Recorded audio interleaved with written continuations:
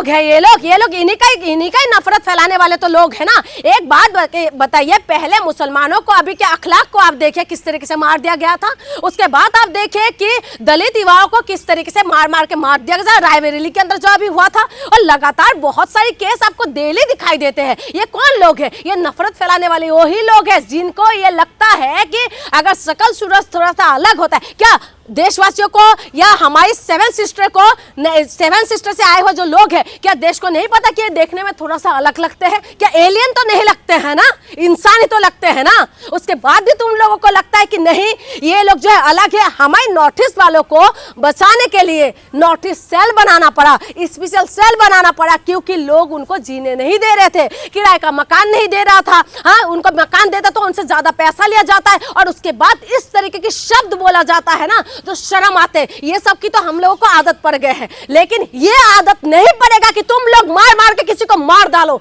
ये हम बर्दाश्त नहीं करेंगे। अब तुम लोग पहले नॉर्थ ईस्ट वालों को जो भी शब्द से बोला था उनका हमने आदत पड़वाया, इसी वजह से तुम लोगों के साहस इतना बढ़ गए कि मार दो। लेकिन सरकार को इसमें कदम उठाना चाहिए। जब सरकारी कदम नहीं उठाएंगे आप किसको क्या बोलेंगे, किससे उम्मीद करेंगे? मणिपुर के अंदर क्या कदम उठाए? कहते हैं कि सेवन सिस्टर को रक्षा करने के लिए 21 बॉर्डर जो है भाई लोग हैं, लेकिन 21 बॉर्डर जो है, जो कहते हैं भाई बोलते खुद को, वो भाई तो इस बहनों को तो रक्षा कर ही नहीं पाते ना, सेवन सिस्टर को अलग थलग कर दिया है। ये बहुत दुख की बात है। क्या सवाल था आपका? सरकार तो कह रही है कि हमने तो भाई जो हमारा विजन है नॉर्थ ईस्ट के लिए काफी स्पष्ट है, हम विशेष आर्थिक पैकेज की घोषणा करते हैं, वहाँ के नागरिकों का पूरा ध्यान रखते हैं, वो लगातार अपनी बात यही ध्यान रखते हैं। नॉर्थ ईस्ट का जो देहरादून के अंदर जो केस हुआ है, इसमें क्या ध्यान रखा बताइए? उस लड़के को कैसे मार दिया? आज देहरादून जो खास करके देहरादून या वो पहाड़ी जो एरिया होता है शांत रहते हैं, लेकिन वो पहाड़ी एरिया में ऐसा नफरत कहाँ से आ गया? कहां से आ गए इतना नफरत कि आप जो है एक लड़के को इतना मारो कि मौत की घात उतार दो? ये सरकार के जो है नाकामी नहीं है तो क्या है? सरकार क्यों नहीं बताते कि नॉर्थ ईस्ट वाले भी इसी देश के लोग हैं? सरकार क्यों नहीं बताते हैं कि जो है नॉर्थ ईस्ट वालों के साथ इस तरीके की व्यवहार ना किया जाए? जब सरकार ही हिंदू मुसलमान करते रहेंगे, जब सरकार के अंदर बैठे हुए लोग ही जो है जाति पाति करते रहेंगे, उसके बाद आप किससे उम्मीद करेंगे? आज नॉर्थ ईस्ट वालों के साथ हो रहा है, कल मुसलमानों के साथ हुआ था, आज नॉर्थ ईस्ट वालों के साथ हो रहा है, कल को पता नहीं किसके साथ होंगे। इसीलिए मैं आपको बता रही हूँ, ये भेदभाव है इस देश के अंदर, लेकिन ये भेदभाव खत्म करना पड़ेगा। अगर खत्म नहीं हुआ तो मेरा जो देश के अंदर जो गुलदस्ता है ना वो बिखर रहे हैं, धीरे धीरे बिखरते हुए नजर आ रहे हैं। क्रिसमस के मौके पर जब क्रिश्चियंस के साथ जो भारत के अंदर अभद्रता हुई थी, उसमें प्रधानमंत्री मोदी जी इससे पहले लगातार कहते रहे हैं कि क्रिश्चियनों के साथ हमारा बहुत अच्छा रिश्ता है। इनका तो हर एक के साथ ही रिश्ता होता है, हर टाइम इनके साथ कहीं ना कहीं रिश्ता होता है। ये बंगाल में पहुंच जाते कहते हैं बंगाल के साथ रिश्ता है,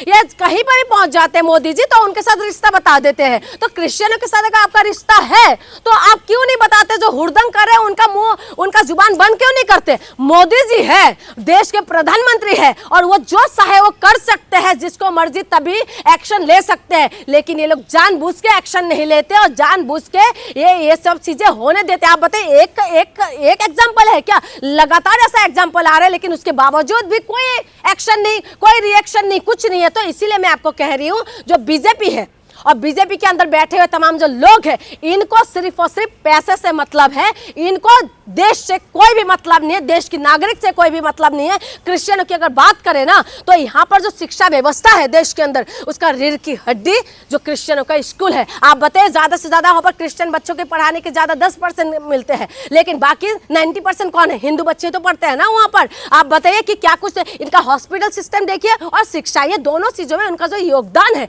ये हम भूल नहीं सकते। इसीलिए मैं कह रही हूँ कि हम लोगों को मिलकर चलना है। आरोप लगता है, धर्मांतरण कराते हैं ये लोग, तो हर एक के ऊपर आरोप लगाते हैं भाई। कहीं ना कहीं ये बात सच्चाई भी, मैं मानती हूँ ये बात कहीं ना कहीं सच्चाई है, इस बात में कहीं ना कहीं सच्चाई है, लेकिन इतना भी सच्चा नहीं है जितना बीजेपी वाले दावा ठोकते हैं। और जो अगर धर्मांतरण कर रहे हैं तो उसमें आप लीगली एक्शन लीजिए ना, आप लीगली एक्शन लीजिए। और लीगली एक्शन के सिवा आप उन पे मारपीट करना, उनको धमकाना, उनको इस तरीके से करना, ये कहाँ से जायज है? आप अभी हिंदू संगठन वाले कह रहे थे कि सेंटा क्लॉज के कपड़े ना पहनाए स्कूल वाले पेरेंट्स के ऊपर प्रेशर ना दे। तो हिंदू संगठन वाले से मैं कहती हूँ कि आपने बहुत अच्छा किया है, तो मेरी आपसे निवेदन है, हम भी हिंदू हैं और हम लोगों ने भी सरकारी स्कूल में पढ़ के बड़े हुए, हम किसी कन्वेंट स्कूल में नहीं गए। तो मैं आपसे कह रही हूँ कि आप हिंदू संगठन वाले, आप बताइए, आप ये बोलिए कि कन्वेंट स्कूल में बच्चों को पढ़ाए ना, कोई भी क्रिश्चियन स्कूल में बच्चों को पढ़ाए ना, आप ले आए सरकारी स्कूल, आपको पता है सरकारी स्कूल कितना बंद हो रहा है, उसके लिए तो आपका आवाज नहीं निकलते। आप ये क्यों नहीं बोलते कि आप पढ़ाओ मत स्कूलों में, तब पता चलेगा कि क्रिश्चियनों का योगदान क्या है इस देश के लिए।